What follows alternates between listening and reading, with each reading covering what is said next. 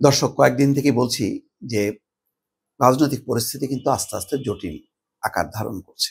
তার কারণ আজকেই দেখেন যে কালকে রাতে জরুরি আহ, বৈঠক করেছে বিএনপি স্থায়ী কমিটির বৈঠক। সেই বৈঠকে কি আলোচনা হয়েছে বিস্তারিত জানা যায়নি কালকে রাতে। আজকে সংবাদ সম্মেলনে বিএনপি বলছে যে জুলাই সনদের বাইরে গিয়ে সিদ্ধান্ত ঘোষণা করলে দায় সরকারের। অর্থাৎ আগেই বিএনপি একটা হুঁশিয়ারি দিয়ে রাখলো, কারণ বিএনপিও বুঝতে পারছে না যে আসলে সরকার কোন দিকে টার্ন করবে। সরকার কি জুলাই সনদ তার মতন করে ঘোষণা করবে, মানে বাস্তবায়নের জন্য তার মতন করে সিদ্ধান্ত চাপায় দেবে? গণভোট কখন হবে?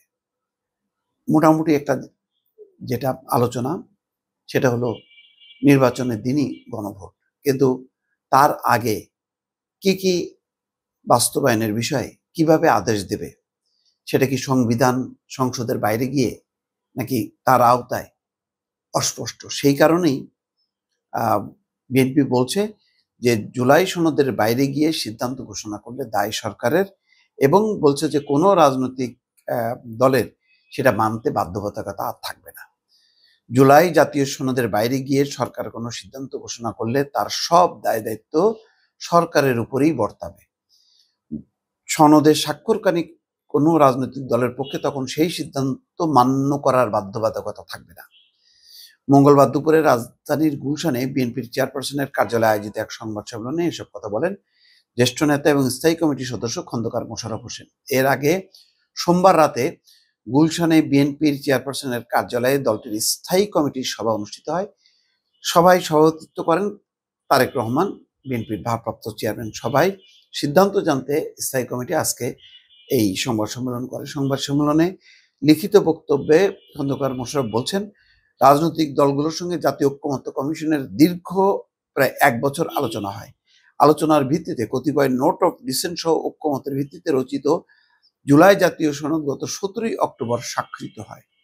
দেশের সংবিধান এবং আইন অনুযায়ী তা বাস্তবায়নে সবাই অঙ্গীকারাবদ্ধ। মোশাররফ হোসেন বলেন, সম্প্রতি অন্তর্বর্তী সরকারের উপদেষ্টাদের কেউ কেউ জুলাই জাতীয় সনদের বাইরে কোনো বিষয়ে সরকারি সিদ্ধান্ত ঘোষণার প্রসঙ্গে যেসব বক্তব্য দিচ্ছে তা বিভ্রান্তিকর। ঐক্যমতের ভিত্তিতে গৃহীত সিদ্ধান্তকে উপেক্ষা করার শামিল। তারা স্পষ্ট ভাষায় বলতে চান, জুলাই জাতীয় সনদে উল্লেখিত বিষয়ের বাইরে সরকার কোনো সিদ্ধান্ত ঘোষণা করলে সনদ স্বাক্ষরকারী কোনো দলের জন্য তা মান্য করার বাধ্যবাধকতা থাকবে না। সেই ক্ষেত্রে সব দায়িত্ব সরকারের উপরেই বর্তাবে। সুতরাং স্থায়ী কমিটি সরকারের প্রতি সতর্ক পদক্ষেপ গ্রহণের আহ্বান জানিয়েছে। আব্দুল মঈন খান, মির্জা আব্বাস, নজরুল ইসলাম খান, আমির খুসরো মোহাম্মদ চৌধুরী, সালাউদ্দিন আহমেদ, মেজর হাফিজউদ্দিন উপস্থিত ছিলেন। লিখিত বক্তব্যে এটাই বলছে যে জুলাই জাতীয় সনদ যেভাবে স্বাক্ষর হয়েছে সেই স্বাক্ষরিত বিষয়ে ব্যাপারেই পদক্ষেপ নিতে হবে, এবং সেটা আইনের মধ্যে, সংবিধানের মধ্যে থাকতে হবে, সংবিধানের বাইরে গিয়ে নয়। এবং বিএনপির প্রত্যাশা যে জাতীয় সংসদ নির্বাচন যেটা হবে, সেই নির্বাচনের পরে নির্বাচিত সংসদ এই জুলাই সনদের যে আইনগত দিক আছে, সাংবিধানিক দিক আছে, সেগুলো তারা সংসদে গিয়ে কার্যকর করবে।